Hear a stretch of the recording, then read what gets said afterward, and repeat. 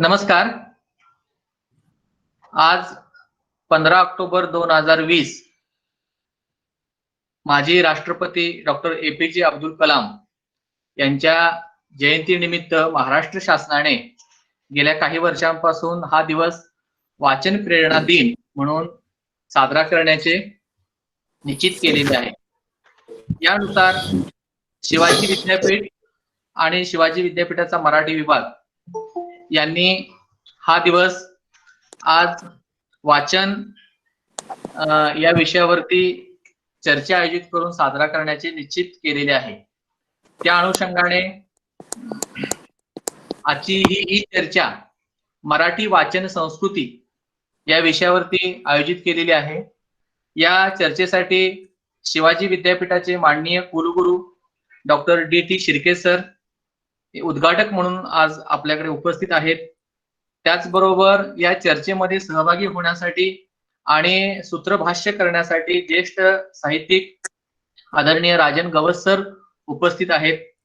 त्याचबरोबर या चर्चेत जे सहभागी होत आहेत ते मराठीतील ख्यातनाम समीक्षक आणि अभ्यासक वाचक अनुवादक असलेले नितीन रिंडे आणि गणेश विस्पुते या सर्वांचं प्रथम मी औपचारिक स्वागत करतो आणि रणधीर शिंदे सरांना विनंती करतो की प्रास्ताविक पर मनोगत व्यक्त करावे. नमस्कार सर्वांना.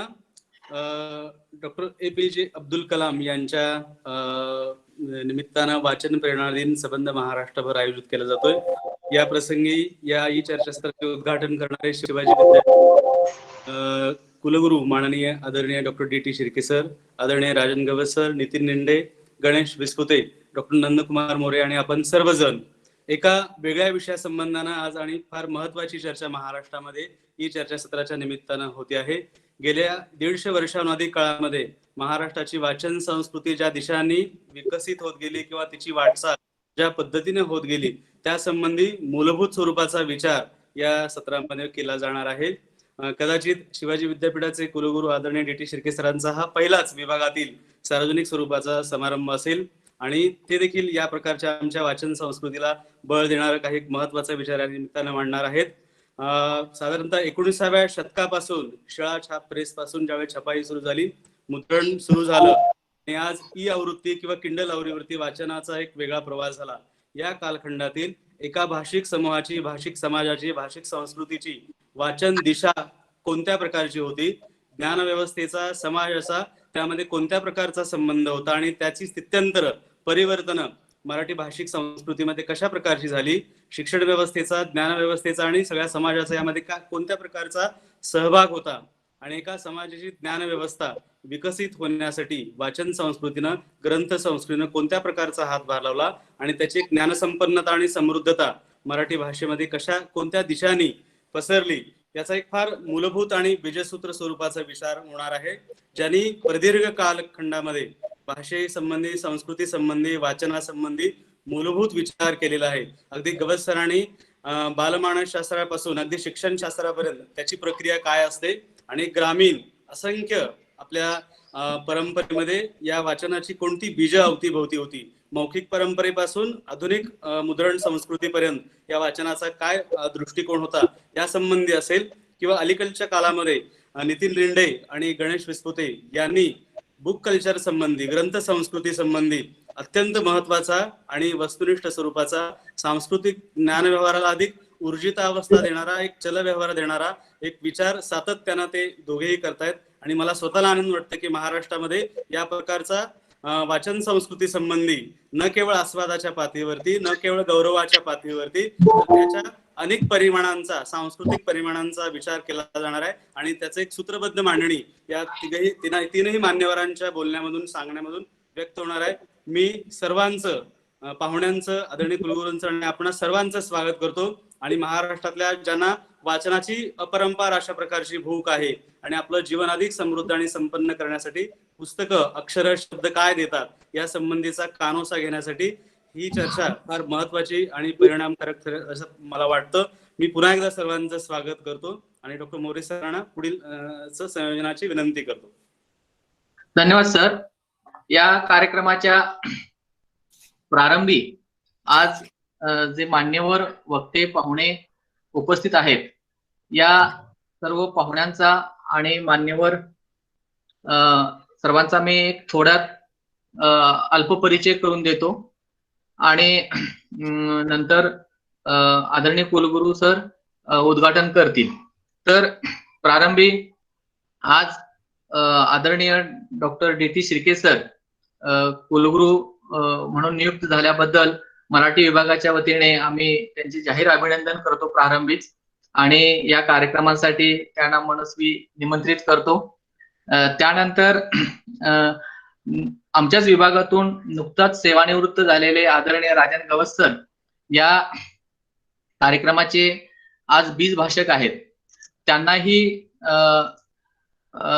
मी या कार्यक्रमासाठी मराठी विभागाच्या वतीने निमंत्रित करतो आणि त्यांचा अल्प परिचय जे काही वाचक वर्ग महाराष्ट्रातून इथं उपस्थित आहेत त्या सर्वांसाठी म्हणून करून देतो. डॉक्टर राजन गवस सर शिवाजी विद्यापीठाच्या मराठी विभागातून प्राध्यापक आणि विभाग प्रमुख म्हणून नुकताच सेवानिवृत्त झालेले आहेत. त्यांची एकूण कारकीर्द ही अतिशय नावलौकिक अशी संपादन केलेली आहे आणि त्यांनी मराठी साहित्यात जे काही योगदान दिलेलं आहे ते आपणा सर्वांना ज्ञात आहे. कवितेपासून लेखनाची सुरुवात करणारे गवस सर हुंका हा त्यांचा पहिला कविता संग्रह प्रकाशित झाला. त्यानंतर काचा कवड्या, लोकल ते ग्लोबल, कैफियत असे त्यांचे काही महत्वाचे ललित गद्य वर ग्रंथ प्रकाशित आहेत. कादंबरीकार म्हणून मराठी साहित्यामध्ये त्यांना विशेष करून ओळखलं जातं. आज मराठीतले ते महत्वाचे कादंबरीकार आहेत. त्यांच्या जवळपास 5 ते 6 कादंबऱ्या प्रकाशित आहेत. त्यामध्ये भंडारभोग, चौंडक, धिंगाणा, कळप, तणकट, बळीचा अशा जवळपास 6 कादंबऱ्या प्रकाशित आहेत. त्याचबरोबर मराठी समीक्षा क्षेत्रामध्ये त्यांनी मौलिक असं योगदान दिलेलं आहे. विशेषतः भाऊपाध्यांच्या वरचं त्यांचं काम हे साहित्य अकादमीने प्रकाशित केलेले आहे. तिरकसपणातील सरळता, चांगदेव चतुष्टका संबंधी असे महत्वाचे समीक्षा ग्रंथ त्यांच्या नावावरती आहेत.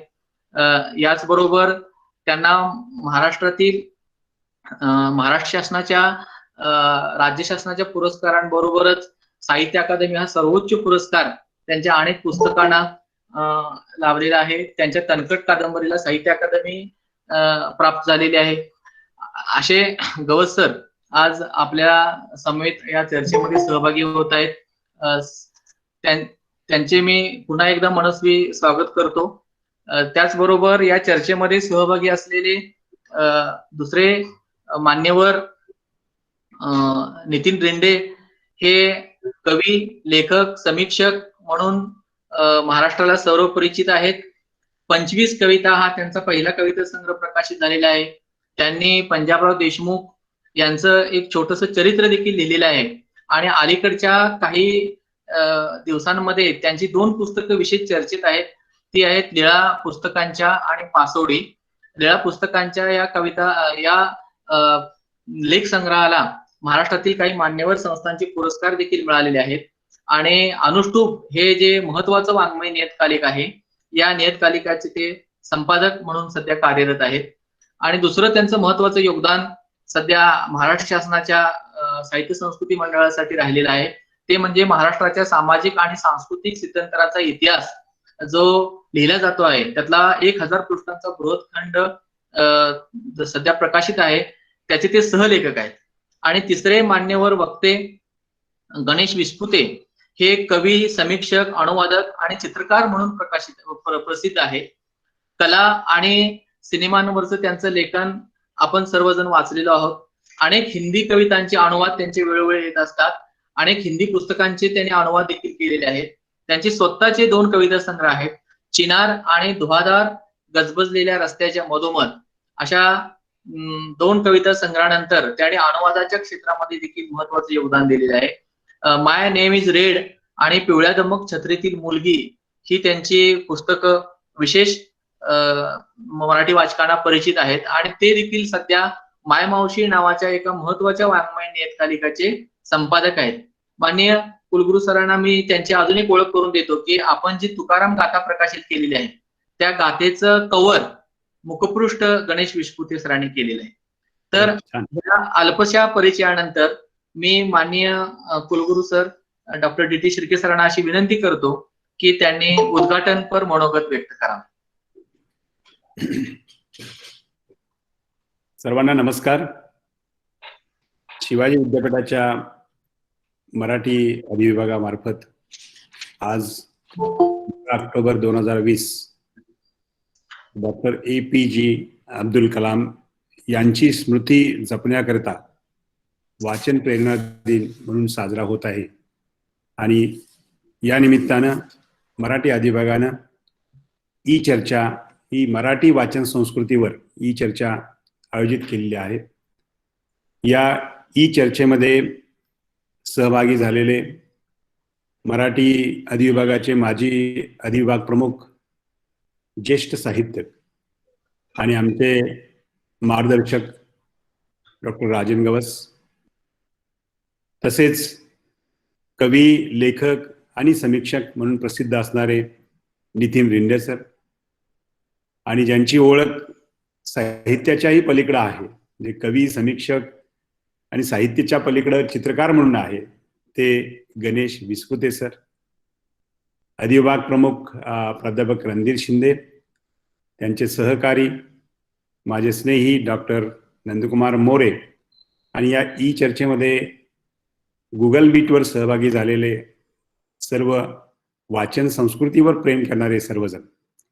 प्रथमतः मी वाचन प्रेरणा दिनाच्या आपल्या सर्वांना शुभेच्छा देतो. आणि कुलगुरू पदाचा कार्यभार घेतल्यानंतर एक पहिला कार्यक्रम जो वाचनावर आहे, त्यामुळे मला अतिव आनंद होत आहे की एक चांगल्या कार्यक्रमाला मी आज तुमच्याबरोबर पहिल्याच कार्यक्रमाला सहभागी होत आहे.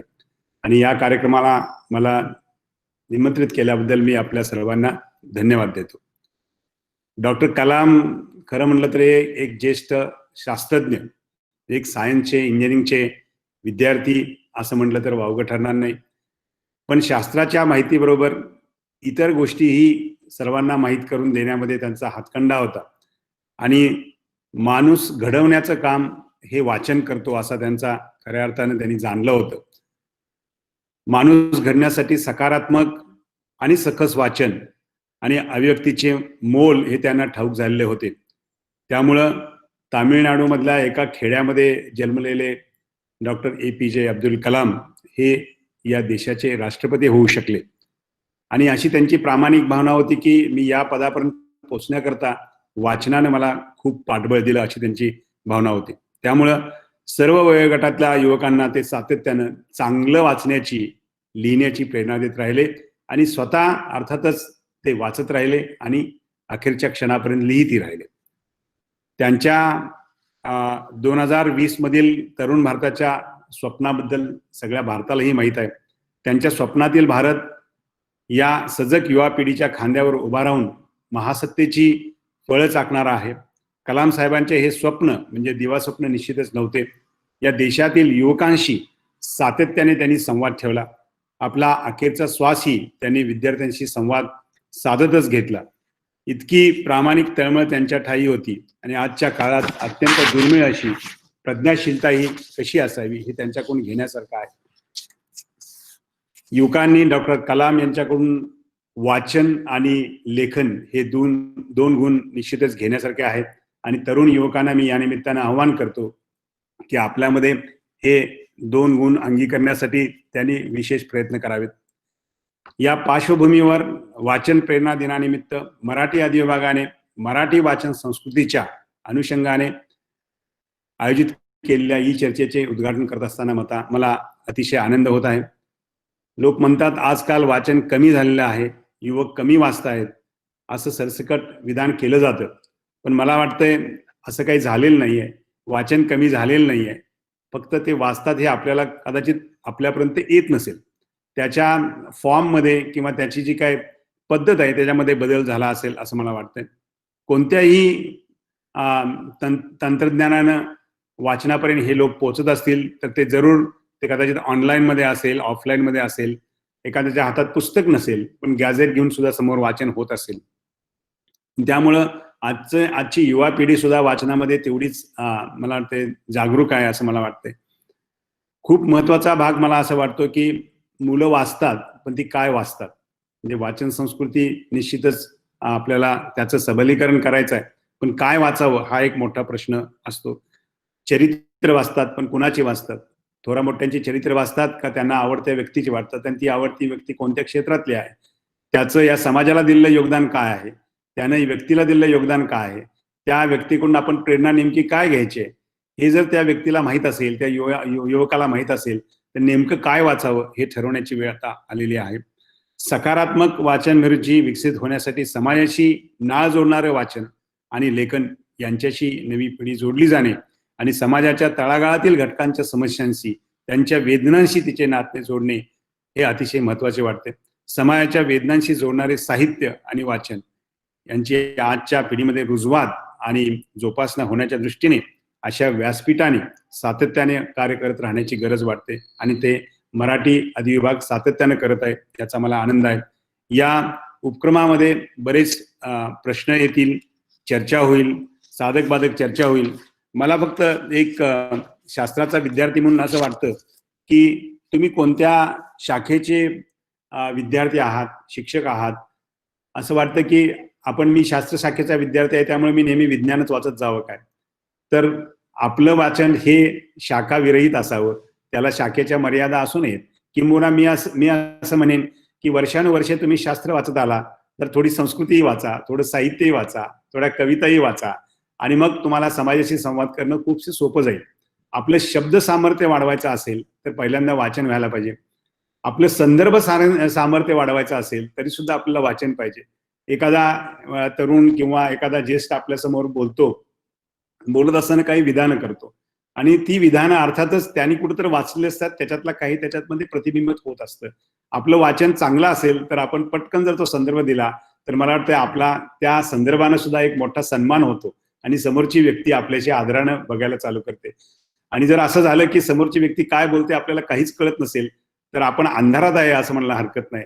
फक्त साहित्यात मध्ये अंधारात नाही, आपण वाचनामध्ये अंधारात आहे, आणि आपण निश्चितच फार मागे आहे. त्यामुळं चांगलं वाचायला पाहिजे, प्रेरणादायी वाचायला पाहिजे, थोरा मोठ्यांची चरित्र वाचायला पाहिजेत, आपल्या विषयात तर जरूरच वाचायला पाहिजे.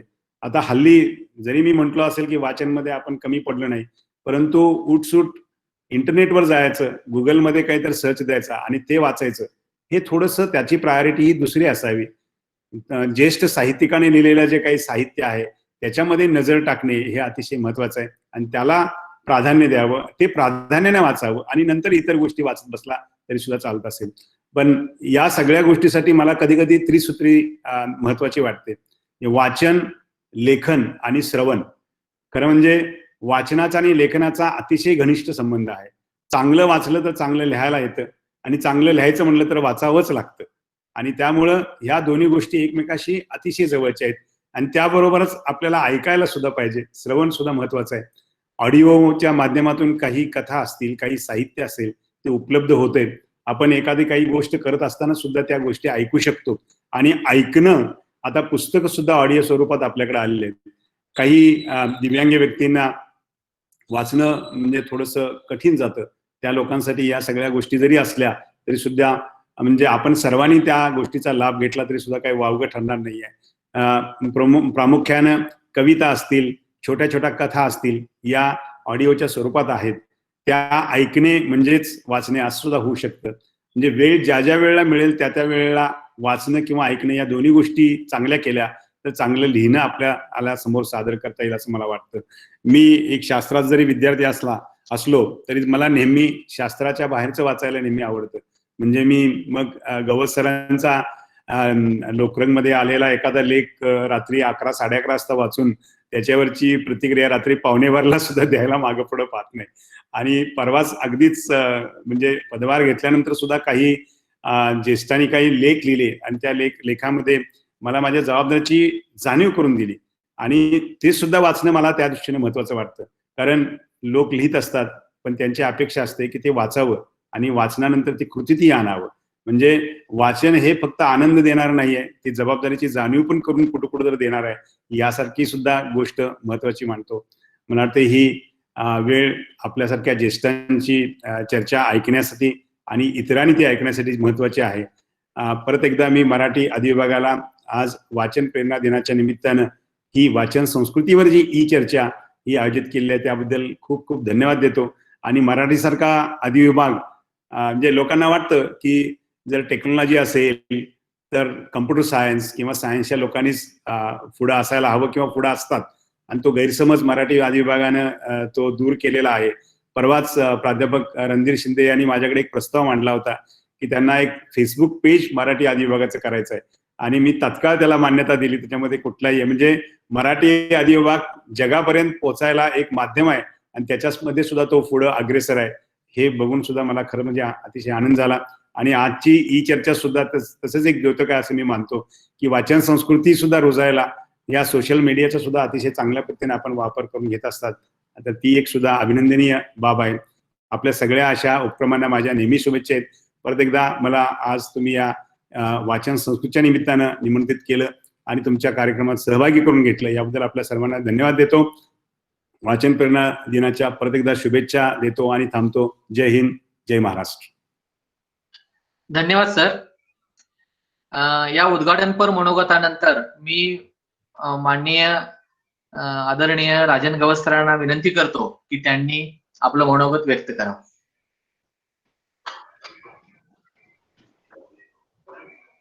नमस्कार. आदरणीय शिर्के सर,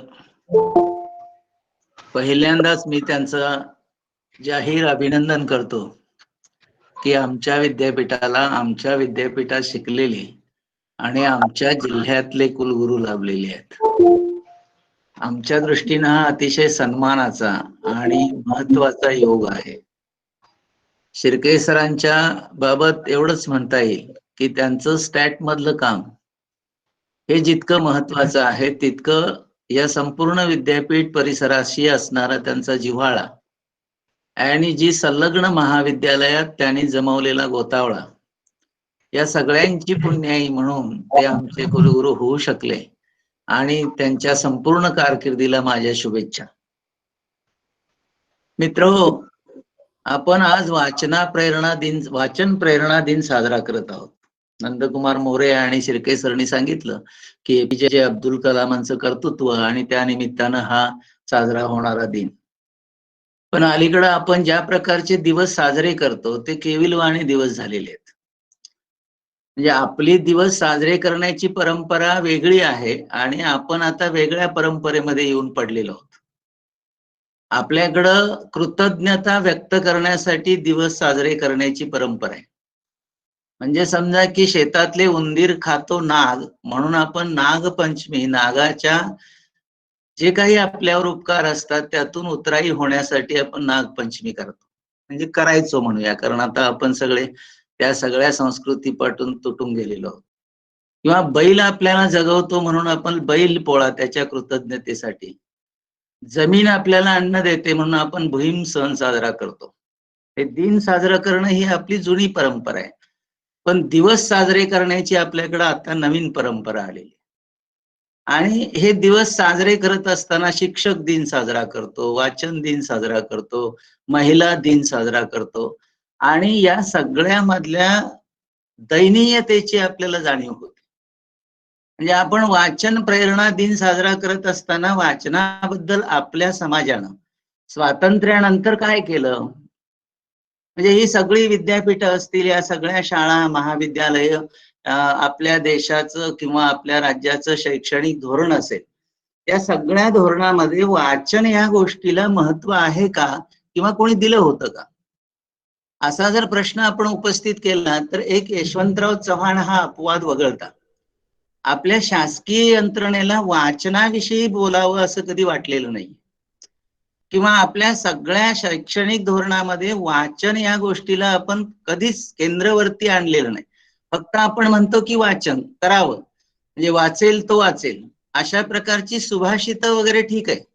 पण वाचन या परंपरेच्या निर्मितीसाठी आपण काय केलं, तर आपल्या एकूण शैक्षणिक व्यवस्थेमध्ये वाचनासाठी आपण काहीही केलेलं नाही, इतके आपण कोरे आहोत. म्हणजे कधीतरी 1ली ते 5वीच्या मुलांना सांगितलं जायचं की मोठ्यानं वाचा, मनातल्या मनात वाचा. म्हणजे प्रकट वाचन आणि मनन, मूक वाचन, या 2च गोष्टी आपण त्यांना शिकवल्या आणि आपण असं मांडलं की ही एवढं शिकवलं की मुलं वाचत जातात. पण वाचक हा तयार करायचा असतो आणि तो तयार करण्यासाठी आपली एक शैक्षणिक जबाबदारी असते. अशी मात्र जाणीव आपल्या कोणत्याच घटकाला न झाल्यामुळं आपण वाचक तयार केले का या प्रश्नाचं उत्तर आपल्याला फारसं समाधानकारक देता येत नाही. म्हणजे जे काही वाचक तयार होतात ते स्वप्रयत्नानं होतात आणि स्वप्रयत्नानं होत असताना ते योग्य रीतीनं वाचन करतच जातात असंही नाही. मग या योग्य वाचनाच्या पद्धतीला काय, म्हणजे जसं चित्र पाहायला शिकवावं लागतं. ते कसं बघावं चित्र, म्हणजे अमुक एक चित्र बघत असताना आपला डोळा तयार असला पाहिजे किंवा शास्त्रीय संगीत ऐकत असताना आपला कान तयार केला जात असतो. म्हणजे अचानक संगीत आपल्याला कळतं असं नाही, तर संगीत ऐकणारा कान तयार करावा लागतो. त्यासाठी विशिष्ट प्रशिक्षणाची गरज असते. चित्र वाचण्यासाठी आपल्याला विशिष्ट प्रकारचा चित्र वाचनाचा विचार त्या बघणाऱ्याच्या मनात रुजवावा लागतो. आपण असं गृहीत धरतो की वाचन करणारा वाचक तयार करण्यासाठी असं काहीही करायची गरज नाही, अशी आपली एकूण धारणा आहे.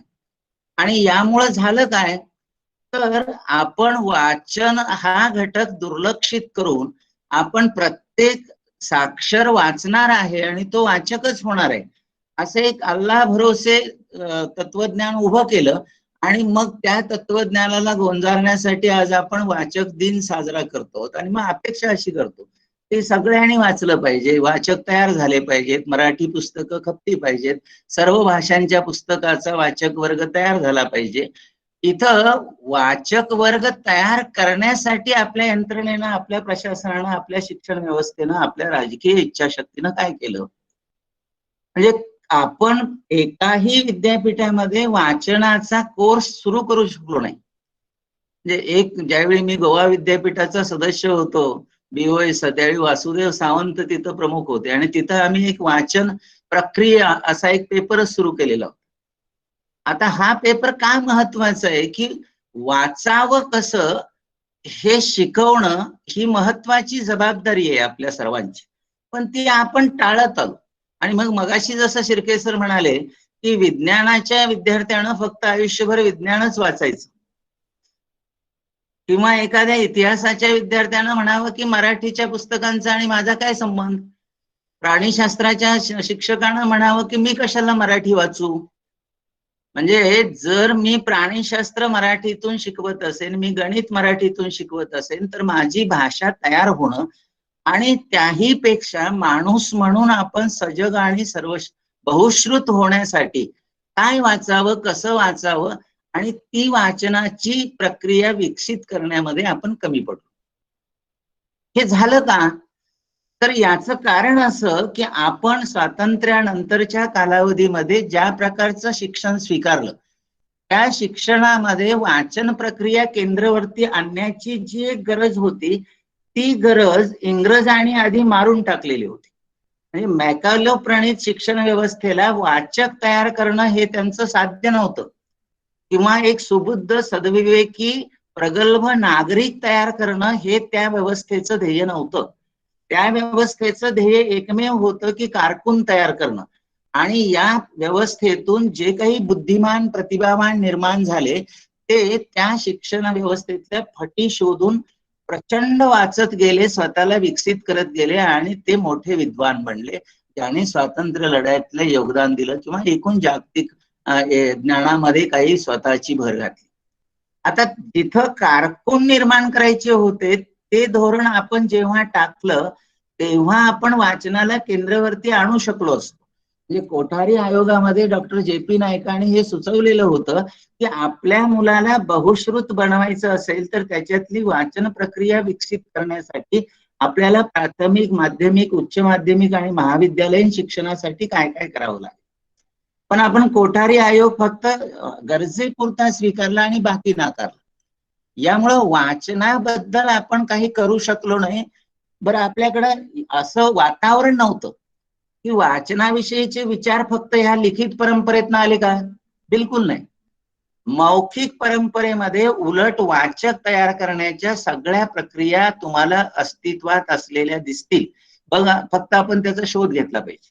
म्हणजे आता उदाहरणार्थ खेड्यातल्या कुठल्याही माणसाला तुम्ही म्हटलात की तुला वाचनाविषयी काय माहिती आहे, तर तो सांगेल एक पाडवा वाचला जातो, दुसरा शिमगा वाचला जातो आणि तिसरा श्रावणामध्ये ग्रंथ वाचन लावलं जातं. ग्रंथ लावतात म्हणजे एक कोणीतरी वाचतो आणि तो ते विश्लेषित करून सांगतो आणि गाव सगळं ऐकत असतं. इथं वाचक तयार करण्याच्या प्रक्रियेत बरोबर श्रोता तयार करणं आणि त्याच्या मनात आशयाची आंदोलनं उभा करणं हे श्रावणातल्या ग्रंथ वाचनात घडणारी प्रक्रिया होती. पाडवा वाचनामध्ये काय होतं की पाडवा वाचनाच्या दिवशी गाव गुढीपाडव्याला एकत्र येतं आणि तो कोणी गुरव असेल किंवा तो कोणी पुजारी असेल किंवा ब्राह्मण असेल, हा पंचांग घेऊन सांगत जातो फक्त की यावर्षी कोणतं नक्षत्र कसं पडेल आणि पाऊस साधारणतः कसा दिसतो आहे, मग कोणती पिकं आपल्याला साधारण साधण्याची शक्यता आहे किंवा कोणत्या पिकांच्या बाबतीत आपण अधिक सजग राहिलं पाहिजे, हे प्रदेशानुसार पाडवा वाचनाची प्रक्रिया होत होती. किंवा शिमगा वाचण्यामध्ये वाचणाराच इतक्या घाण घाण शिव्या वाचायचा की आपल्या मनातल्या सगळ्या भावनांचं विरेचन होणं.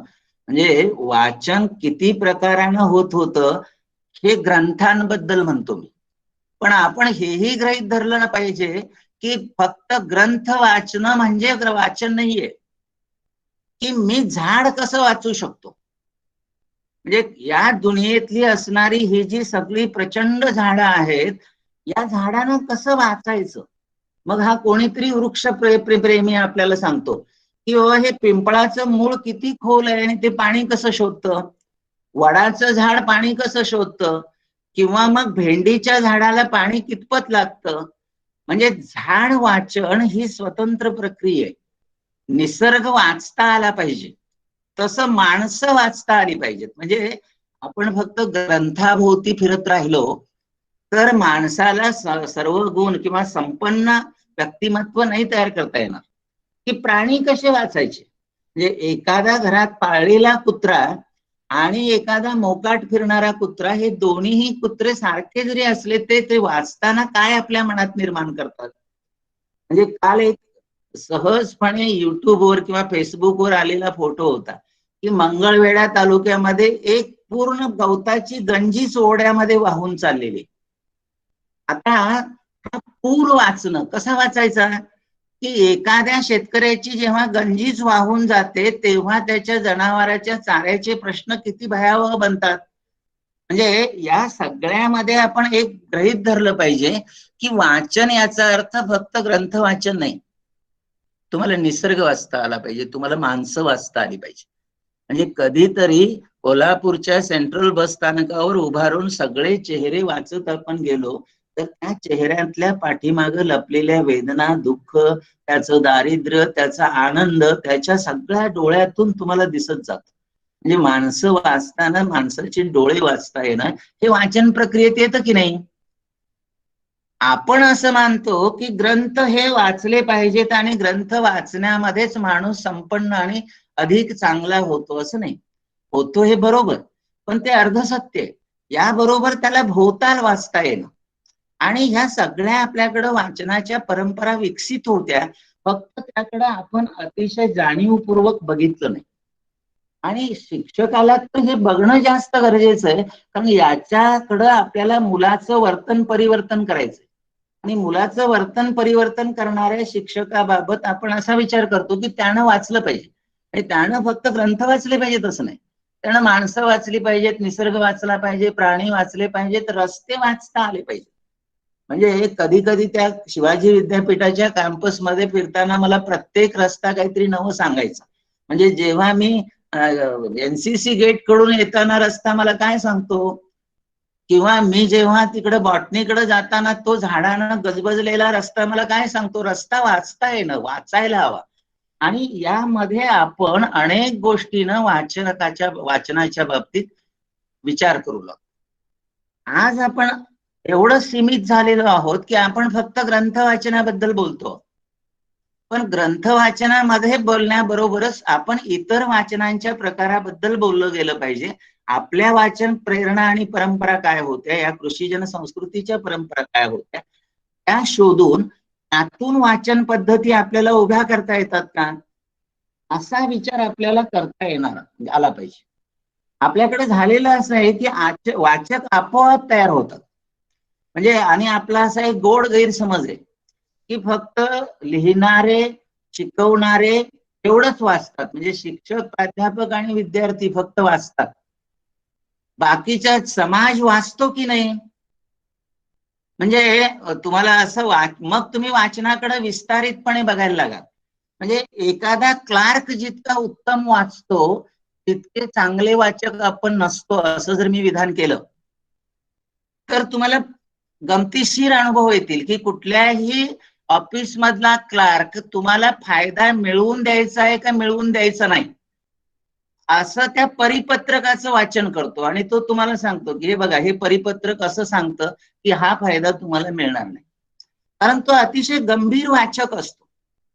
किंवा जेव्हा आपण एखाद्या न्यायालयामध्ये जातो तेव्हा तो वकील संपूर्ण केसचं वाचन कसं करतो, म्हणजे तो आपला आशिलाला न्याय मिळवून देण्यासाठी संपूर्ण प्रक्रियेचं उलट वाचन कसं करतो. म्हणजे वाचनाच्या विविध परी आणि पद्धती जशा लक्षात आपण घेतल्या पाहिजेत, तसा वाचक फक्त या महाविद्यालय, हायस्कूल, मराठी शाळा याच्याशी संबंधित असणारा किंवा हे कोणी लिहिणारे लेखक असतात ते आणि समीक्षा करणारे समीक्षक असतात ते आणि विद्यार्थी म्हणजे वाचक नाही. म्हणजे मी असं बघितलेलं आहे की जुन्या राजवाडा पोलीस स्टेशनला भाऊ पाध्येची पुस्तकं वाचणारा पोलीस होता. म्हणजे तो विद्यापीठात येऊन मागवून घेऊन जायचा की सर तुमच्याकडे भाऊ पाध्येचं कोणतं पुस्तक आहे का. मुद्दा काय आहे की आपण सोडून दुनियेत भरपूर वाचणारे लोक आहेत. आपल्या मराठी समूहात जरी आपण विचार केला तरी वाचनाची आपली दृष्टी अधिक व्यापक होण्याची शक्यता आहे. म्हणजे किती प्रकारानं वाचन वाढलेलं आहे. म्हणजे प्राध्यापक वाचत नाहीत, शिक्षक वाचत नाहीत ही तक्रार जुनी 1876 साली सुद्धा हीच तक्रार केलेली होती. वाचन कमी झालेलं आहे असं म्हणत असताना वाढलेला वाचक वर्ग आपण शोधत नाही. म्हणजे उदाहरणार्थ मी माझं गाव घेतलं की 250 उमऱ्याचं माझं गाव आहे की त्या काळात 1980 साली मी एकटा, दुसरा आणि 3-4 वाचणारे होते. पण या गावात आज वेगवेगळ्या जाती जमातीतले 101 लोक वाचतायत. ते मराठी साहित्य वाचतायत, म्हणजे ज्या प्रकारचा विचार आपण रूढ करतो आहोत त्यातलं वाचतायत. मग एका गावात 80 नंतर 2000 पर्यंत जर 200-250 वाचक वाढले असतील तर महाराष्ट्रभरचा वाचणारा वर्ग किती वाढला याचा आपल्याला आवाका माहिती नाही. आपण काय करतो, फक्त वाचत नाही, वाचनाची सवय आकुंचित झाली. ही पुन्हा पुणे, मुंबई, नागपूर म्हणजे महाराष्ट्र म्हणणाऱ्या लोकांची समजूत आहे. म्हणजे पुण्या, मुंबईत, नागपुरात लोक वाचत नाहीत हे बरोबर, म्हणजे ते कोल्हापूर जिल्ह्यातल्या खेड्यापाड्यात वाचत नाहीत असं बिलकुल समजण्याचं कारण नाही. कारण खेड्यापाड्यात विविध जाती जमातीतले लोक वाढतायत वाचक म्हणून. म्हणजे मध्यंतरीच्या एका सर्वेचा जो सतत उल्लेख केला जातो की दलित समाजामधल्या प्रत्येक घरामध्ये बाबासाहेबांचं एक छोटेखानी का असं चरित्र असतं आणि ते वाचलं जातं. त्या घरामध्ये पुस्तकं येतात. म्हणून आपण बघतो की नागपूरमध्ये आणि चैत्यभूमीवर जी पुस्तकं विकली जातात त्या खपाचे अंकडे बघितले तर वाचणारा वर्ग वाढलेला आहे. 8000 ग्रंथालय आहेत. वाचनाचा विचार करत असताना आपण हेही विचारात घेतलं पाहिजे की या ग्रंथालयातून जो कचरा भरला जातो याच्यावर शासकीय यंत्रणेनं काय केलं. वाचक दिनाच्या निमित्तानं आपल्याला काही कृतिशील कार्यक्रम घ्यायचे असतील तर सकस दर्जेदार पुस्तकं खेड्यापाड्याला मिळाली पाहिजेत, म्हणजे वाढलेल्या वाचक वर्गाची भूक वाढेल. असा विचार आपण करत गेलो तर आपल्याला बऱ्याच गोष्टी नव्यानं दिसू लागतील असं मला वाटतं. 8000 ग्रंथालय आहेत आणि आजही एका चांगल्या पुस्तकाची आवृत्ती खपायला 5 वर्षे लागतात 1000ची. याचा अर्थ 1000 ग्रंथालये सुद्धा ते चांगलं पुस्तक घेत नाहीत. म्हणजे वाचनाचा विचार करत असताना अशा बहुअंगी दृष्टीनं आपण केला पाहिजे. वाचनाच्या पद्धती विकसित केल्या पाहिजेत. वाचन ही प्रक्रिया आहे आणि ती शिकवली पाहिजे, हा विचार आपल्या शिक्षणामध्ये रुजवला पाहिजे. आणि चांगले वाचक तयार व्हायचे असतील, ते होतातच आपोआप. ते होण्यासाठीची जी एक भुसभुशीत अशी सुपीक भूमी तयार करण्याची गरज असते, ती भूमी आपण सर्वांनी मिळून तयार केली पाहिजे.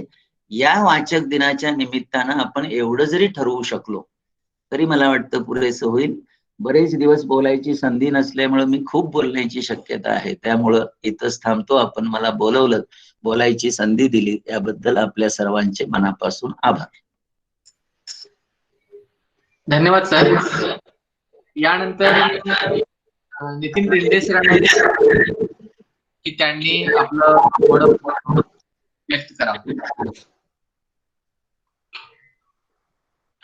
रिंडे सर.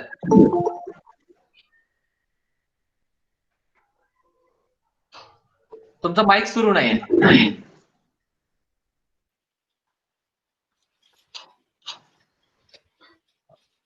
नमस्कार. आवाज आला का माझा? आला आला आला.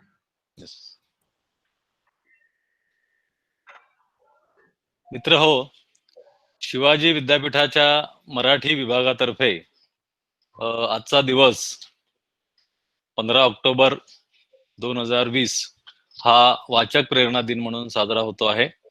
आणि या कार्यक्रमामध्ये बोलण्यासाठी मला निमंत्रित केल्याबद्दल मी शिवाजी विद्यापीठाचे मराठी विभागाचे प्रमुख डॉक्टर रणधीर शिंदे आणि संयोजक डॉक्टर नंदकुमार मोरे या दोघांचाही आभारी आहे. आज या कार्यक्रमाला उपस्थित असणारे शिवाजी विद्यापीठाचे कुलगुरू डॉक्टर शिर्के सर यांचं मी सर्वप्रथम अभिनंदन करतो की त्यांना शिवाजी विद्यापीठाच्या कुलगुरूपदी पाहून आज खरोखर मनापासून आनंद होतोय की अत्यंत आपल्या विषयामध्ये तज्ज्ञ असणारा आणि विद्यापीठावर प्रेम करणारी ही व्यक्ती आज या पदावरती विराजमान झालेली आहे.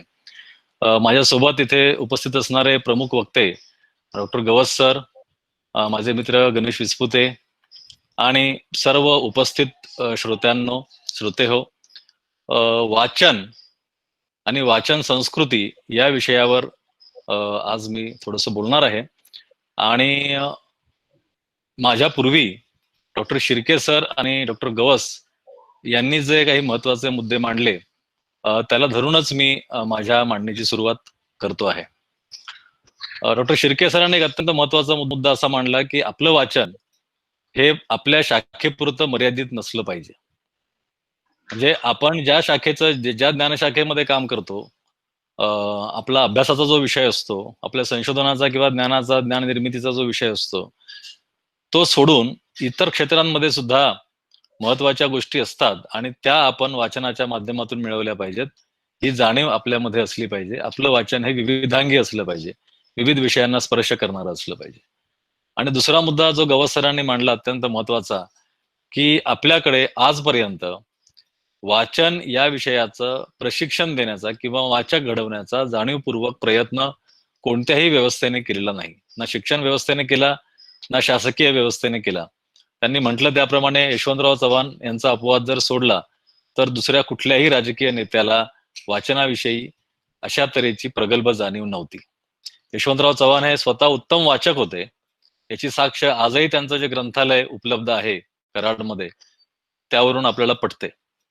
परंतु नुसते आजकाल आपल्याला जे दिसतं की नुसते वाचनाविषयीचे दिवस साजरे करणं किंवा वाचन महोत्सव साजरे करणं किंवा वाचनाचा गाव बसवणं, अशा ज्या साजऱ्या करण्याच्या गोष्टी असतात, त्या साजऱ्या करण्याच्या गोष्टी तर आपल्याकडे भरपूर आहेत आणि त्याची मोठी परंपराच आहे. असं म्हणतात की महाराष्ट्र हा उत्सवप्रेमी समाजाचा देश आहे. UN संघ नावाचा चिनी प्रवासी जेव्हा भारतामध्ये आला होता तेव्हा महाराष्ट्रात तो काही महिने राहिला होता आणि त्याने मराठी माणसाबद्दलचं नोंदवलेलं हे निरीक्षण आहे की मराठी माणसाला कुठल्याही गोष्टीचा उत्सव साजरा करणं आवडतं. पण उत्सव साजरा करण्याच्या पलीकडे जाऊन खरोखर ती गोष्ट आपल्या समाजामध्ये रुजण्यासाठी आपण काही करणार आहोत की नाही किंवा करतो की नाही, हा खरं तर महत्वाचा विषय आहे. आणि त्याबद्दल आपण जाणकार लोकांनी इथे आपण चर्चा केली पाहिजे आणि त्यातून काही मार्ग निघतो का ते पाहिलं पाहिजे असं मला प्रामाणिकपणे वाटतं. मित्र हो, वाचन संस्कृती हा शब्द आपण अनेक वेळा ऐकतो आणि एक विधान आपल्याला पक्क माहिती आहे, अनेकांनी अनेक ठिकाणी ते उद्धृत केलेलं असतं की तुमच्या देशातले तरुण काय वाचतात ते सांगा, त्यावरून तुमच्या देशाचं भवितव्य कसं असेल ते मी सांगेन. हे वाक्य आपल्याला चांगलं माहिती आहे. मुद्दा आपण काय वाचतो तेवढाच नाहीये, मुद्दा आपण काय वाचतो, कसं वाचतो आणि ते निवडतो कसं, आणि त्या वाचल्याचं वाचन जे काही आपण केलंय त्याचं आपण काय करतो, या सर्वच प्रश्नांचा मुद्दा आहे. याचं कारण असं की या सर्व प्रश्नांचा जर आपण विचार केला तर कुठेतरी आपण वाचन संस्कृती असं ज्याला म्हणतात त्या वाचन संस्कृतीपर्यंत जाऊन पोहोचू शकतो. आताच गवस सर म्हटले की आपल्याकडे एक अशी समजूत आहे की लोकांना असं वाटतं की वाचन हे आपोआप येतं. ही खरी गोष्ट आहे आणि ही भल्या भल्यांची समजूत आहे. म्हणजे मी ज्या महाविद्यालयामध्ये शिकवतो त्या महाविद्यालयामध्ये बाकीचे प्राध्यापक की जे आपापल्या विषयामध्ये डॉक्टरेट आहेत ते मला असं म्हणतात की मराठीमध्ये शिकवण्यासारखं काय असतं, मराठीमध्ये वाचण्यासारखं काय असतं, अभ्यास करण्यासारखं मुलांना काय असतं, की ते वाचलं की आपोआप समजतं असं त्यांचं म्हणणं आहे आणि शिकवण्यासारखं तर काहीच नसतं अशी त्यांची ठाम खात्री आहे. तर MA PhD झालेल्या लोकांची जर अशी अवस्था असेल आणि अशा प्रकारच्या समजुती असतील तर मग बाकी समाजाला आपण दोष द्यायला नको. जो समाज वाचनाकडे फारसा गंभीरपणाने आणि आस्थेने बघत नाही त्या समाजाला आपण दोष का द्यावा. जर इथे शिकलेले लोक जर अशा प्रकारचे विचार व्यक्त करत असतील किंवा असा दृष्टिकोन बाळगत असतील तर मग कठीण आहे. तेव्हा वाचन हे शिकवावं लागतं, वाचावं कसं हे शिकवावं लागतं, वाचनातून काय मिळवावं हे सुद्धा शिकवावं लागतं.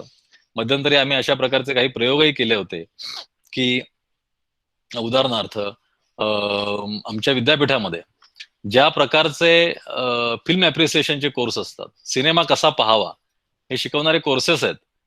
जसं फिल्म इन्स्टिट्यूटला पुण्याला कोर्स आहे आणि तशा प्रकारचं साहित्य कसं वाचावं, कथा कादंबरी कशी वाचावी, कविता कशी वाचावी, अशा प्रकारचा एक छोटासा कोर्स काही आठवड्यांचा आम्ही तयार केला होता.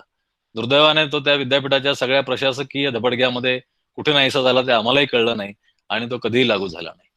तर वाचनाविषयीची आस्था ही मुळात आपल्याकडे नसल्यामुळे अशा तऱ्हेचे प्रश्न उपस्थित होतात आणि त्यामुळे मग आता होतं काय की व्यवस्थेमध्ये जे लोक आहेत ज्यांचा वाचनाशी व्यावसायिक संबंध आहे, व्यावसायिक कुठल्या अर्थाने ते मी सांगतो तुम्हाला, त्यांच्याकडून अशा प्रकारची अनास्था दिसत असल्यामुळे वाचन संस्कृती रुजवण्याची सगळी जबाबदारी, वाचन संस्कृती सांभाळण्याची आणि वाढवण्याची सगळी जबाबदारी ही समाजामधला जो निव्वळ वाचक वर्ग आहे, म्हणजे जो कुठल्याही व्यावसायिक कारणासाठी वाचन करत नाही तर त्याला आवडतं म्हणून वाचतो, त्याला काहीतरी हवं असतं म्हणून वाचतो, असा जो एक मोठा वर्ग समाजामध्ये आहे त्या समाजावरती येऊन पडते.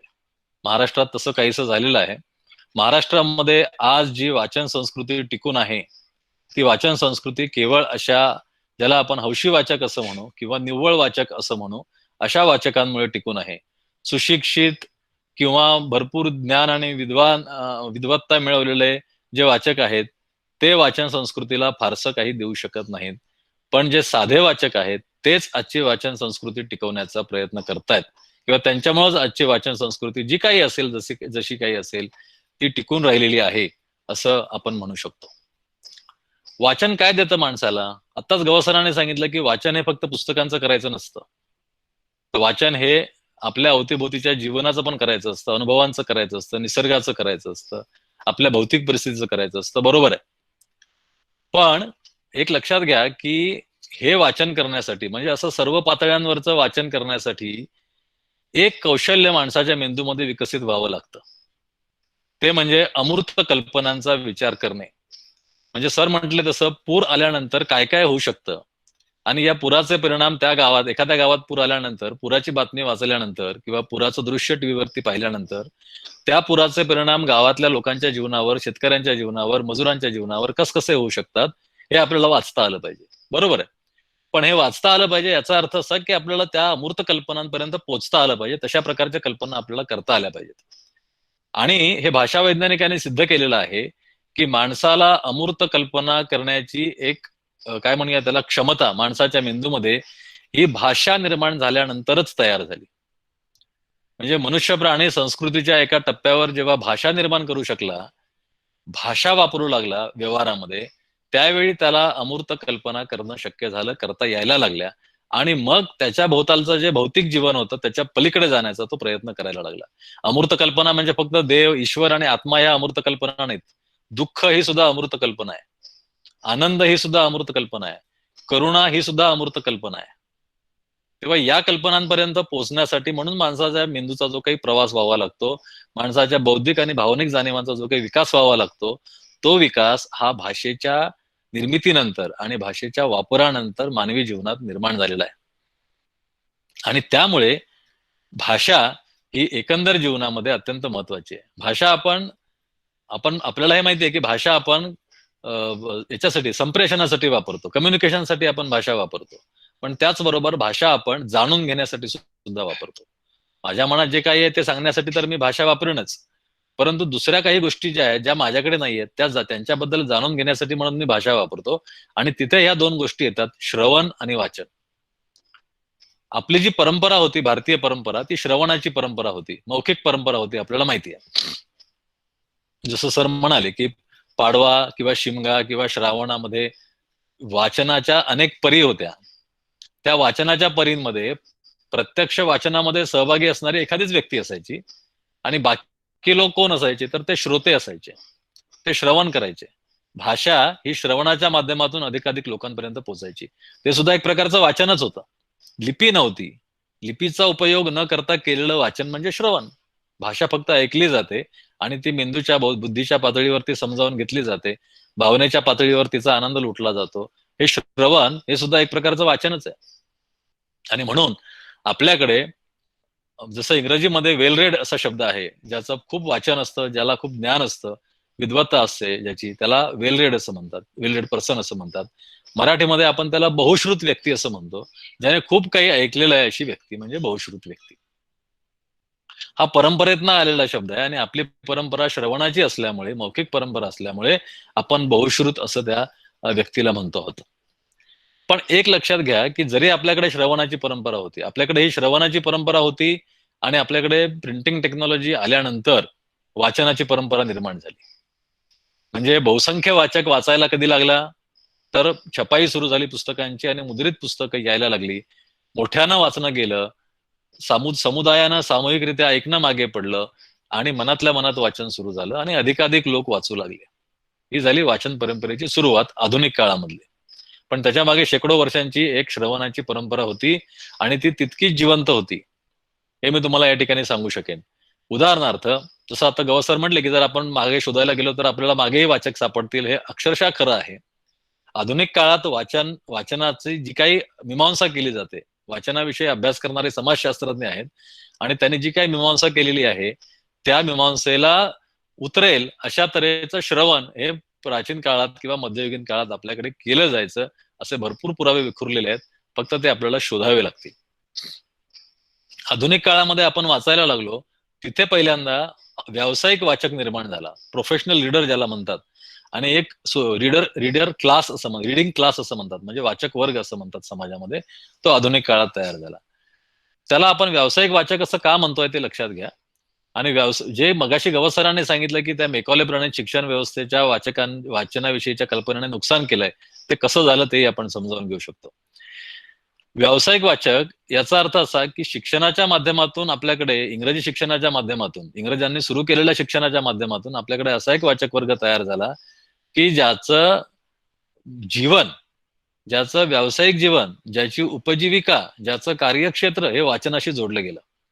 उदाहरणार्थ, त्या काळातल्या मॅट्रिक पर्यंत शिकल्यानंतर किंवा पदवी परीक्षेपर्यंत शिकल्यानंतर नोकऱ्या मिळत असत, म्हणून त्या लोकांनी त्या काळातल्या वाचनाला सुरुवात केली.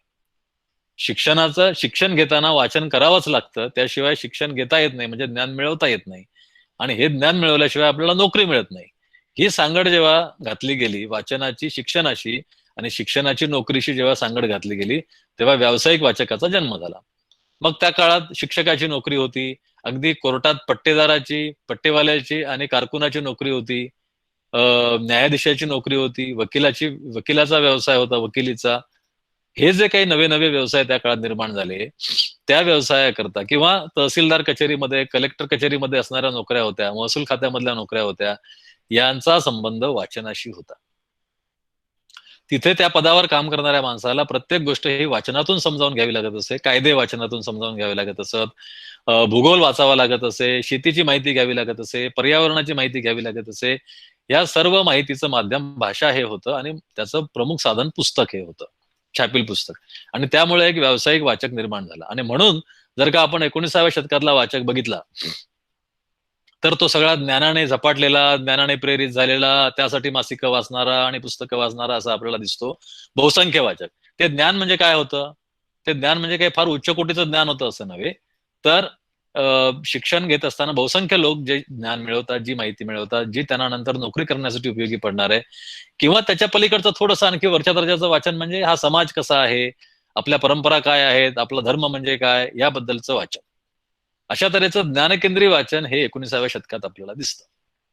पण वाचनाविषयी जे लोक मानसशास्त्रीय आणि समाजशास्त्रीय अभ्यास करतात त्यांनी असं म्हटलेलं आहे की केवळ ज्ञानाशी आणि माहितीशी संबंधित वाचन हे समाजाला वाचनाची सवय लावू शकत नाही.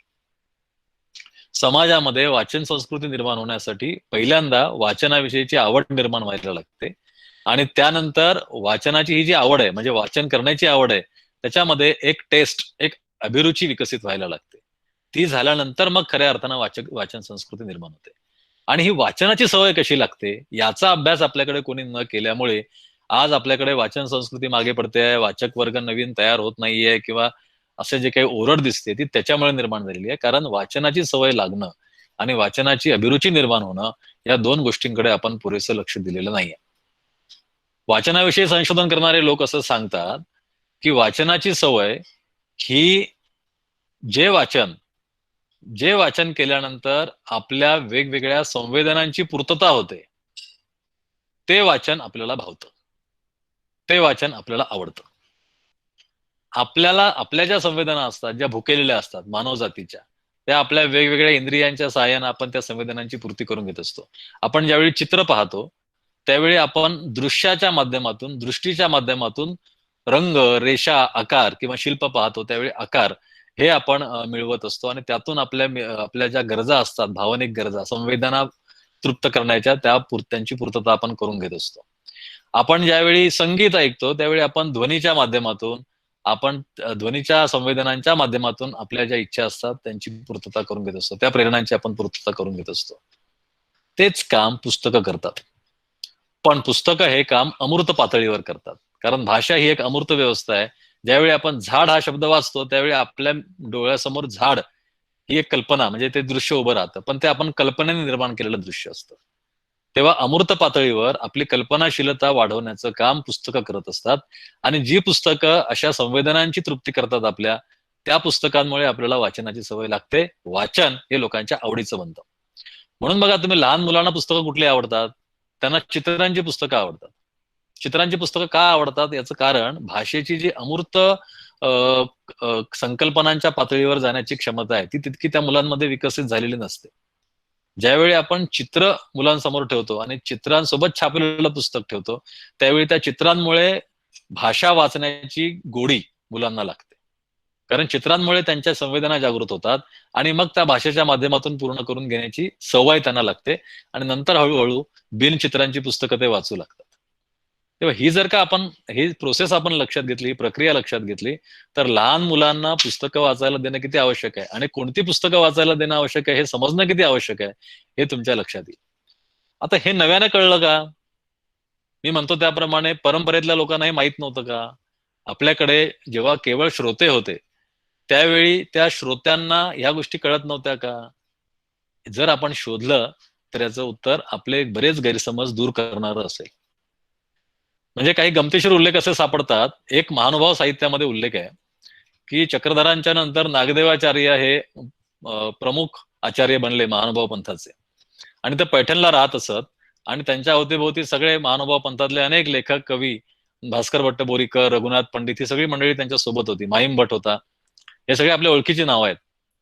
तर हा भास्कर भट्ट बोरीकर हा इतक्या तरलपणे आणि इतकं जिवंतपणे वाचन करत असे. भास्कर भट्ट बोरीकर हा एखाद्या ग्रंथाचं वाचन करत असताना ते इतक्या जिवंत पद्धतीने करत असे की त्याचा परिणाम ऐकणाऱ्याच्या मनावर, श्रोत्याच्या मनावरती होत असे.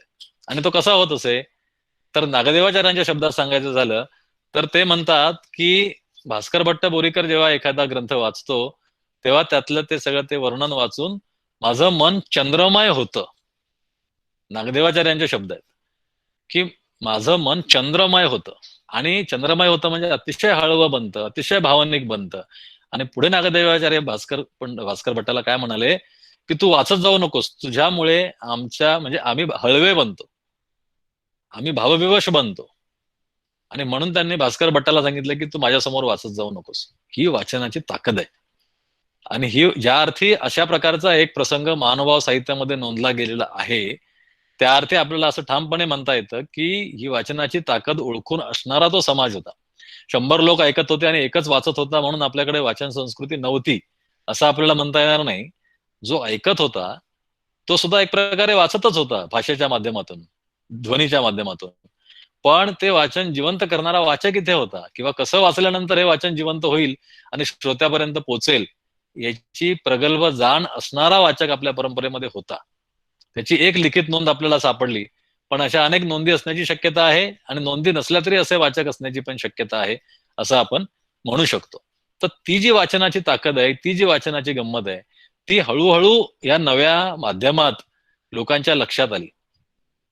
म्हणजे मी म्हटलं त्याप्रमाणे 19व्या शतकामध्ये जेव्हा सुरुवातीला वाचन आपल्या समाजामध्ये येऊन पडलंच म्हणायला पाहिजे, की ते इंग्रजांनी आणून इथे कृत्रिमपणे आपल्यामध्ये ते पेरण्याचा प्रयत्न केला.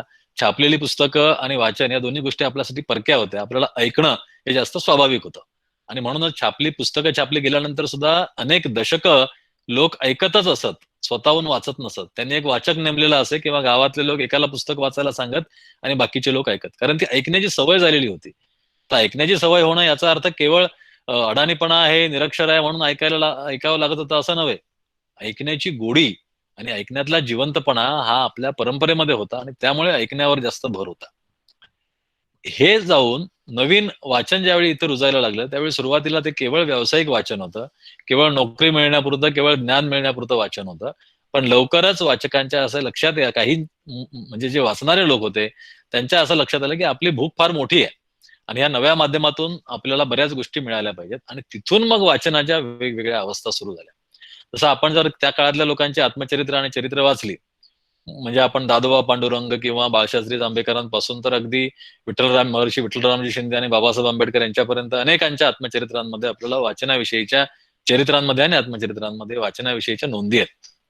त्या जर आपण वाचल्या तर कळतं की म्हणजे विष्णूशास्त्री चिपळूणकर हे वाचनापायी परीक्षेमध्ये नापास होत गेले. गत्रम माडखोलकर परीक्षेमध्ये शेवटपर्यंत पास झाले नाहीत, कारण बेफाट वाचत गेले. मग हे काय वाचत होते? तर हे अभ्यासक्रमाच्या बाहेरचं वाचत होते. आणि अभ्यासक्रमाबाहेरचं हे कशाकरता वाचत होते? तर त्यांना जो आनंद मिळतो त्या आनंदासाठी ते वाचत होते. वि स खांडेकरांपर्यंत आपल्याला ही परंपरा दिसते. राम गणेश गडकरी आणि वि स खांडेकर, की जे पदवीपर्यंत पोहोचू शकले नाहीत, याचं कारण असं की त्यांच्या वाचनामध्ये ते इतके गुंतून पडले की त्यांना अभ्यासक्रमातलं वाचन करावंसच वाटेना. हे जे दिसतं आपल्याला, ती आहे वाचनाची खरी मूलभूत अवस्था, की ज्यामुळे वाचन हे समाजामध्ये लोकप्रिय होतं. त्याचा शिक्षणाशी केवळ संबंध नाही, तर त्याचा आपल्या जाणीवांशी आणि आपल्या संवेदनांशी संबंध आहे. तर तो संबंध जर आपल्याला परत टिकवायचा, प्रस्थापित करायचा असेल आपल्या समाजामध्ये, तर त्यासाठी जाणीवपूर्वक प्रयत्न करायला लागतील. आज गवस सर म्हणाले ते अगदी बरोबर आहे. महानगरांमध्ये वाचक शिल्लक राहिलेला नाहीये, पण खेड्यापाड्यामध्ये वाचक भरपूर पसरलेला आहे, मोठ्या प्रमाणावरती पसरलेला आहे. आणि आज सामाजिक माध्यमं जी आहेत, फेसबुक सारखी, त्यामुळे असा वाचक पुढे येतोय की कुठे कोणतरी वाचक आहे हे निदान कळतंय तरी सुद्धा. दुर्दैवाची गोष्ट अशी आहे की या वाचकांपर्यंत पुस्तकं पोहोचत नाहीत. आणखी एक महत्वाची गोष्ट अशी आहे की या वाचकांपर्यंत लहान वयातच जर त्यांना कसं वाचलं पाहिजे आणि काय वाचलं पाहिजे याचं ट्रेनिंग मिळालं, याचं प्रशिक्षण मिळालं, तर खूप चांगल्या दर्जाचे वाचक आपल्या समाजामध्ये निर्माण होऊ शकतात. आणि त्याची सुरुवात करण्याची पहिली जबाबदारी ही पालकांवर येते, की लहान मुलांना वयाच्या 6व्या-7व्या वर्षापासून आपण काय वाचायला दिलं पाहिजे. त्यानंतर शिक्षकांवर येते, की 6व्या वर्षी शाळेमध्ये आलेल्या मुलं मुली असतात, त्यांना 6 ते 10 पर्यंतच्या बालवयात काय वाचायला द्यावं, 12 ते 14 पर्यंतच्या 15 पर्यंतच्या पौगंडावस्थेतल्या मुलांना काय द्यावं, तारुण्यामध्ये आलेल्या मुलांना वाचायला काय दिलं पाहिजे, आणि मग तो प्रौढ वाचक त्याच्यातून कसा विकसित झाला पाहिजे, याबद्दल प्रत्येकाने आपल्या अनुभवानुसार काम करण्याची गरज आहे. वाचायला देऊन त्यातून जे काही मुलांकडून इनपुट्स मिळतील त्यावरून अनुभवाचे आडाखे बांधून त्यातून या वाचनाच्या सवयी सगळ्या विकसित होतील असं मला वाटतं. आज जे काही प्रमाणामध्ये वाचन ठराविक गोष्टींपुरतच मर्यादित राहिलेलं आहे. वाचनाकडे पुन्हा जर समाज वळला तर बऱ्याच समस्या सुटण्याची शक्यता आहे. म्हणजे उदाहरणार्थ वाचन हे सावकाश करावं लागतं. एक पुस्तक 200-300 पानाचं असतं, त्याकरता वेळ द्यावा लागतो. तेव्हा सावकाशीने एखादी गोष्ट समजून घेणे आणि सावकाशीने त्याला प्रतिक्रिया देणे हा एक गुण असतो. तो गुणच आपल्या समाजामधून हरवून गेलेला आहे. तो पुन्हा प्रस्थापित करायला वाचन उपयोगी पडू शकतं. मी म्हटलं त्याप्रमाणे अमूर्त कल्पना का आपण करत नाही, आपल्या समाजामध्ये का होत नाहीत, याचं कारण आपण त्या दृष्टीनं वाचनाचा विचार करत नाही. त्या दृष्टीनं वाचनाचा विकास आपल्याकडे झालेला नाही. तर ह्या सगळ्या गोष्टी जर होऊ शकल्या तर आपल्याला कुठेतरी चांगली वाचन संस्कृती उभारता येईल. बाकी त्या वाचन संस्कृतीला किती धोके असले, किती नवे गॅजेट्स येऊ द्या, ई बुक रीडर्स येऊ द्या, वाचन ही एक बेसिक गोष्ट आहे, एक मूलभूत गोष्ट आहे. मी म्हटलं त्याप्रमाणे भाषेचा शोध लागला, तिथून वाचन सुरू झालंय. मग ते श्रवण असो किंवा वाचन असो, जोपर्यंत भाषा आहे तोपर्यंत ज्ञान मिळवण्याचं तेच एकमेव माध्यम आहे. भाषेच्याच माध्यमातून आपल्याला जगापर्यंत पोचता येतं, भाषेच्याच माध्यमातून आपल्याला अनुभवांपर्यंत पोचता येतं. दुसरा कुठलाही मार्ग नाही. आणि त्यामुळे वाचनाला मरण नाही. फक्त त्या वाचनाला सक्षम अशा प्रकारची संस्कृती आपण विकसित करायला हवी आणि ती आपल्या सर्वांच्या जाणत्या लोकांची, शिक्षित लोकांची जबाबदारी आहे असं मला वाटतं. इथे इतकं बोलून मी थांबतो. शिवाजी विद्यापीठाने मला बोलण्याची आणि माझे विचार मांडण्याची संधी दिली त्याबद्दल मी सर्वांचे आभार मानतो. धन्यवाद. धन्यवाद सर. अतिशय विविधपूर्ण आणि गंभीर असं हे मनोगत ऐकल्यानंतर मी विस्फुते सरांना विनंती करतो की त्यांनी आपलं मनोगत व्यक्त करावं. नमस्कार. नमस्ते. माझा आवाज नीट ऐकू येतोय असं मी समजतो. येतो. आजच्या वाचन प्रेरणा दिनी आयोजित असलेल्या या चर्चेत मला निमंत्रित केलं बोलायला, म्हणून मी सुरुवातीला शिवाजी विद्यापीठाचे मराठी विभागाचे डॉक्टर नंदकुमार मोरे, प्राध्यापक रणधीर शिंदे यांचे मनापासून आभार मानतो. आजच्या या चर्चेत माननीय कुलगुरू शिर्के सर आणि ज्येष्ठ लेखक राजन गवस यांची उपस्थिती आहे आणि त्यांनी या वाचन संस्कृतीबद्दलचा एक मोठा व्यापक समग्र पट आपल्यासमोर उभा केलेला आहे. त्यामुळे आता आपण लक्षात घेतलं तर वाचन संस्कृती आपण जी म्हणतो त्या वाचन संस्कृतीतले वेगवेगळे आयाम इथे आपल्या समोर उभे केलेले आहेत. गवस सरांनी ज्या पद्धतीने वाचन संस्कृतीचं एक बर्ड आय व्ह्यू घेतला असं आपण म्हणू शकतो, आणि माझे मित्र नितीन रिंढे सरांनी त्याचा एक लॉंग शॉट घेतला. त्यामुळे मराठी समाजातल्या वाचन संस्कृतीतले वेगवेगळे पैलू आपल्याला लक्षात येतात. खरं सांगायचं तर आज जो विषय आहे त्याला इतके वेगवेगळे पैलू आहे. वाचन किती वेगवेगळ्या परीनी आपल्याला बघता येतं ते या निमित्ताने आपल्याला लक्षात आलेलं आहे. आता आपण जर ठरवलं तर या वेगवेगळ्या पैलूंवर आपल्याला वेगवेगळ्या पद्धतीने विचार करता येतं आणि बोलता येतं. त्यातला एक लहानसा पैलू निवडून मी बोलायचं ठरवलेलं आहे. कारण आपण मराठी वाचन संस्कृती म्हणतो, त्याचा उल्लेख रिंढे सरांनी सुद्धा केला की वाचन म्हणतो तेव्हा आपल्या डोळ्यासमोर छापील पुस्तक असं डोळ्यासमोर असतं आणि पुस्तकाचं वाचन हाही एक भाग असतो. अशा प्रकारचं वाचन जर आपण जर त्याचा विचार केला तर त्या प्रकारच्या मराठी लोकांच्या वाचनाला 200 वर्ष आता होत आलेली आहेत असं लक्षात येतं. खरं सांगायचं तर, नेमकेपणाने सांगायचं तर, शुक्रवार दिनांक 6 जानेवारी 1832 रोजी बाळशास्त्री जांभेकरांनी दर्पण नावाचं एक पाक्षिक वृत्तपत्र सुरू केलं होतं आणि त्यांनीच पुढे भाऊ महाजनांच्या सोबतीने 7-8 वर्षांनी दिग्दर्शन नावाचं पहिलं नियतकालिक सुरू केलं 1840 साली. त्याच्यानंतर बरोबर 26-27 वर्षांनी विविध ज्ञान विस्तार नावाचं एक मोठं चांगलं नियतकालिक जे सलग 70 वर्ष पुढे चालू राहिलं, ते विविध ज्ञान विस्तार नियतकालिकाची सुरुवात झाली आणि ते 1937 साली बंद पडलं. तर आपण 1832 ते 1937 असा एक दोन टोकं लक्षात घेतली तर हा 100 वर्षाचा जो प्रवास होता, त्या 100 वर्षांमध्ये ग्रंथव्यवहार, मुद्रण, मराठी भाषेतले जे वाचन व्यवहार होता त्याच्यात वेगवेगळ्या घडामोडी झाल्या आणि त्या तेवढ्या एका काळाबद्दल बोलावं असं मी ठरवलेलं आहे. हा अतिशय स्पेसिफिक बर्ड आय व्ह्यू आणि लॉंग शॉट नंतरचा क्लोजअप आहे असं आपल्याला म्हणता येईल. ही जी पहिली 100 वर्ष मराठी वाचन संस्कृतीची होती ती तो काळ अतिशय निर्णायक आणि कळीची वर्ष होती. आणि त्याचं कारण सुरुवातीला आपल्याला हे माहिती आहे की आपण तेव्हा ब्रिटिशांच्या अधिपत्याखाली होतो आणि पारतंत्र्यात होतो. त्यामुळे त्या काळात आधुनिक शिक्षणाचं प्रमाणच अतिशय अल्प असल्यामुळे स्वाभाविकच ग्रंथनिर्मिती ही त्या प्रमाणात नव्हती.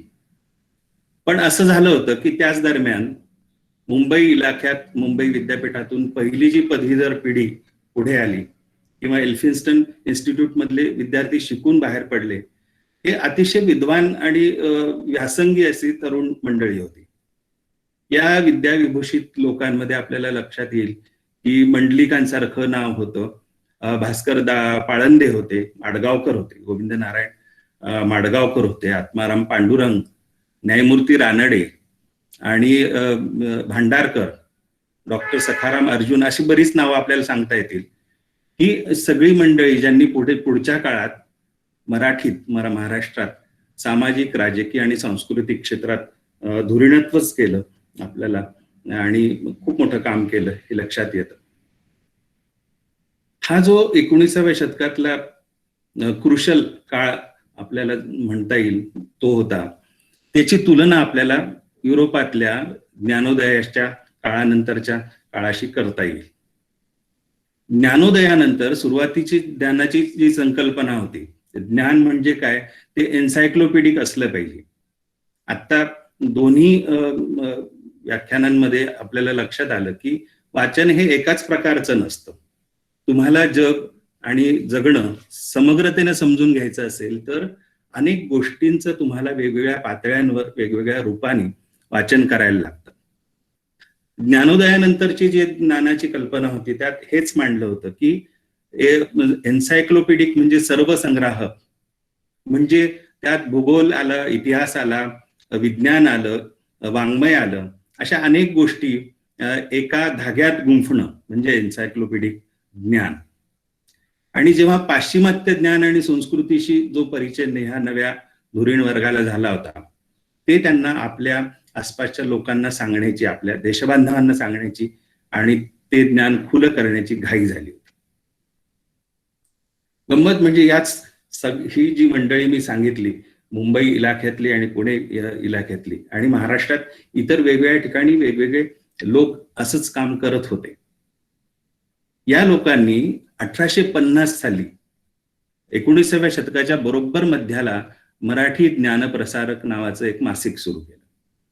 म्हणजे आपण हा जो वाचनाचा पट शोधू आणि तपासू पाहतोय तो केवळ नियतकालिका आणि त्या काळातले जे काही प्रसिद्ध झालं त्या गोष्टीतून आपल्याला शोधता येईल. आणि मुख्यतः त्यात जी भाषांतर झाली त्यातून मराठी लोकांचं वाचन ह्या 100 वर्षातलं काय होतं हे आपल्याला शोधता येईल. तर ह्या ज्ञानप्रसारकामध्ये लेख, कविता, चरित्र, नाटक, भाषांतर, समीक्षा अशा अनेक गोष्टी छापून यायला लागल्या. पण हेच ज्ञानप्रसारक होतं जिथं मराठीतल्या फिक्शनला सुरुवात झाली. सुरुवातीला ज्ञानप्रसारकामध्ये अतिशय बाळबोध प्रकारच्या कथा छापल्या जायच्या. म्हणजे त्या कथा लिहिताना त्या लेखकाला कथा लिहायची आहे का लेख लिहायचा आहे असा एक संभ्रम असायचा. त्यातलं एका कथेचं शीर्षक तुम्हाला अगदी सांगण्यासारखं आहे नाव त्याचं की एका गलबतावरील माणसाच्या नशिबाची वाचण्यासारखी गोष्ट असं त्या कथेचं शीर्षक होतं.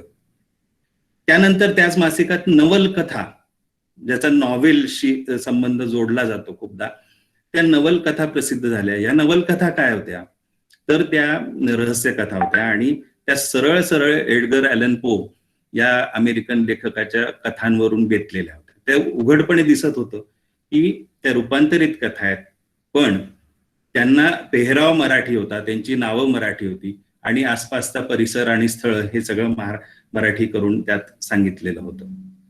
त्याचबरोबर इंग्रजी भाषेचा जो वाढता प्रभाव होता त्याच्याबद्दलची चिंता या मासिकात व्यक्त केली जात होती आणि आपल्या भाषेबद्दल काय करता येईल याबद्दल तेव्हा नारायणभाई दांडेकर नावाचे त्या काळातले एक लेखक होते. त्यांनी त्यात एका निबंधात लिहिलं होतं की केवळ स्वभाषेच्या द्वारे विद्या शिकवली असता लाभ कोणकोणते आणि तीच जर इंग्लिश व स्वभाषा या दोहोंच्या द्वारे शिकवली तर कोणकोणते याचा विचार हे त्यांच्या निबंधाचं शीर्षक होतं.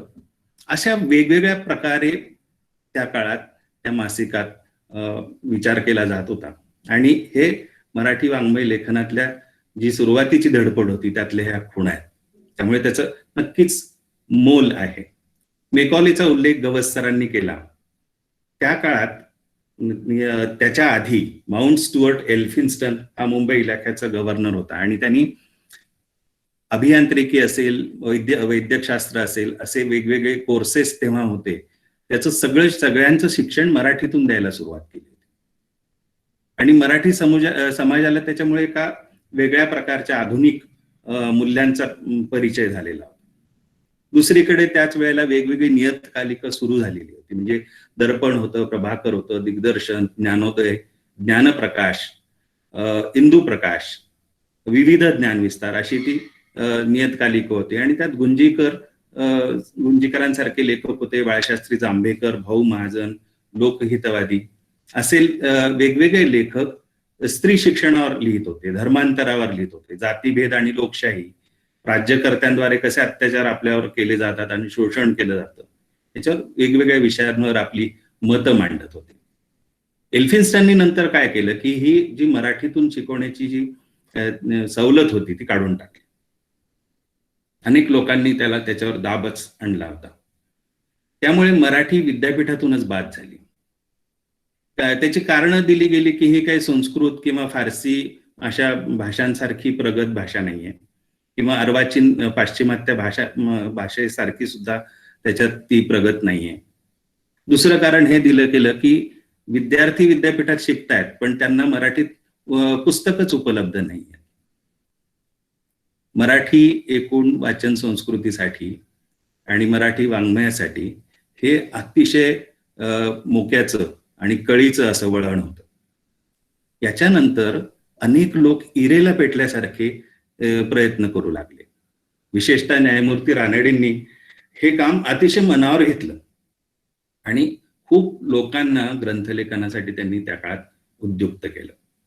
म्हणजे त्यांच्याबद्दल असं म्हटलं जायचं की ते शेवटच्या काळात आजारी होते आणि त्यांना कुणी भेटायला आलं तर ते त्याच्या हातात एखादं पुस्तक किंवा हस्तलिखित द्यायचे आणि त्याला सांगायचे की तुम्ही याचं मराठीत भाषांतर करा.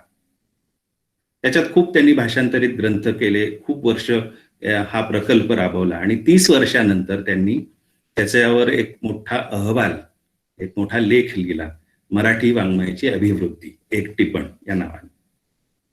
त्याच्यात त्यांनी हे दाखवलं होतं की त्याच्यात ह्या 30 वर्षात आम्ही 7,000 मराठी पुस्तकं छापलेली आहेत, प्रकाशित केलेली आहेत आणि त्यातली 700 भाषांतरं होती.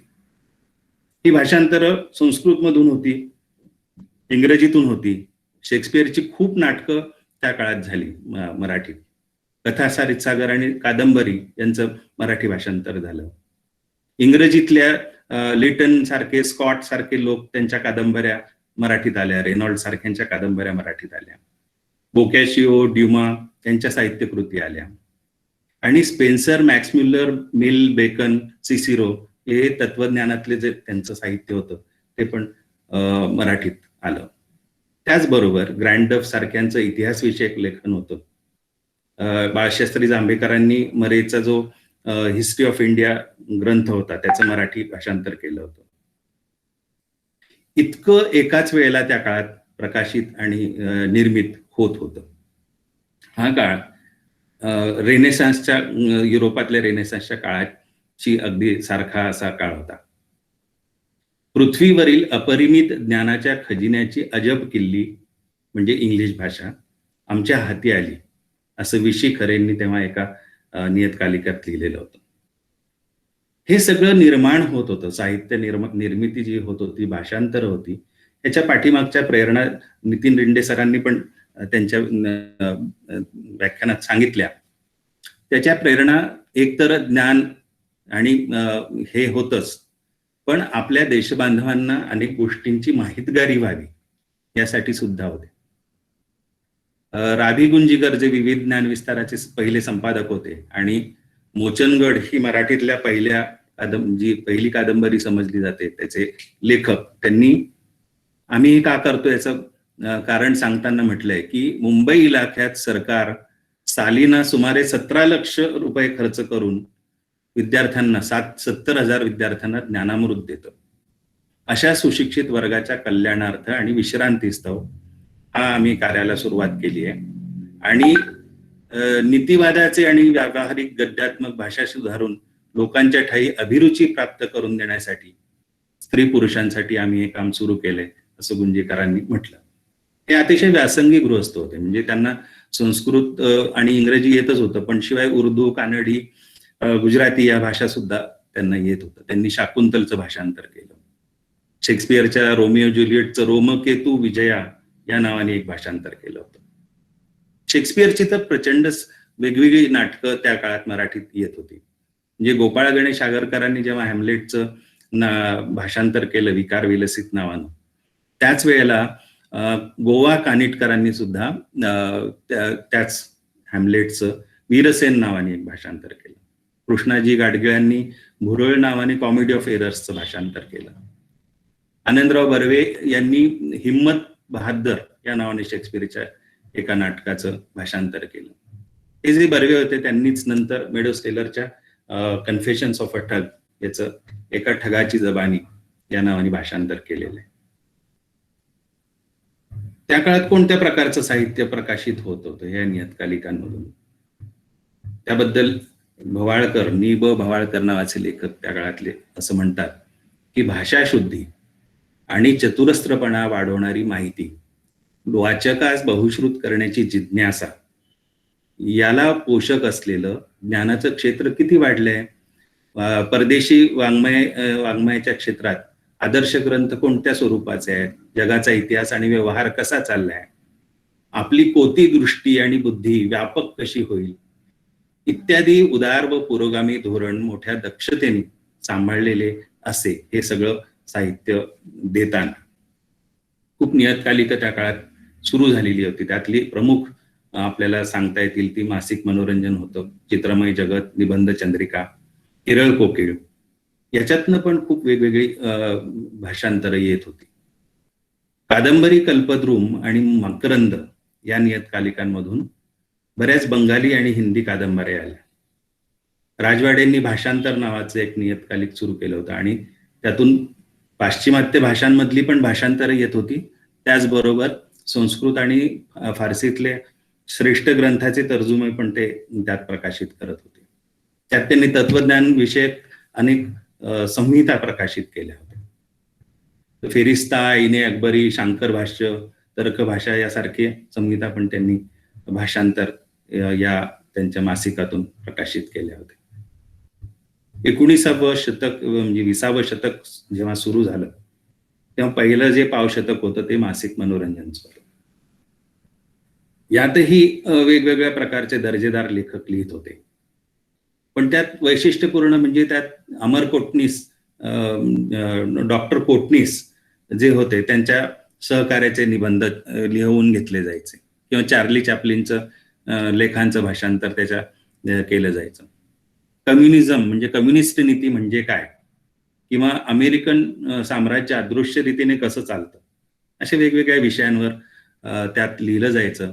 पण त्याचबरोबर बरंच मोठं बंगालीतलं साहित्य त्या काळात या नियतकालिकातून आलं. त्यात टागोर, उपेंद्रनाथ गांगुली, ननिहाल बंदोपाध्याय यांच्या कादंबऱ्या या काळात प्रसिद्ध झाल्या. याच्यानंतर म्हणजे 1930 नंतर शरदचंद्र चटर्जींच्या खूप कादंबऱ्या मराठीत आल्या. पण याच काळात साने गुरुजी आणि रधो कर्वे यांनी पण भाषांतराचं मोठं काम केलं.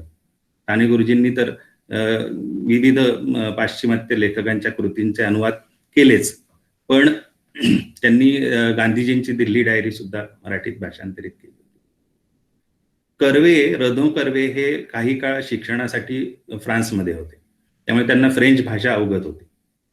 त्यांनी फ्रेंच लेखक गाय द मोपासाच्या 30 कथा मराठीत भाषांतरित केल्या होत्या. त्यातल्या काही रूपांतरित आणि निम्म्या कथा त्यातल्या भाषांतरितच होत्या.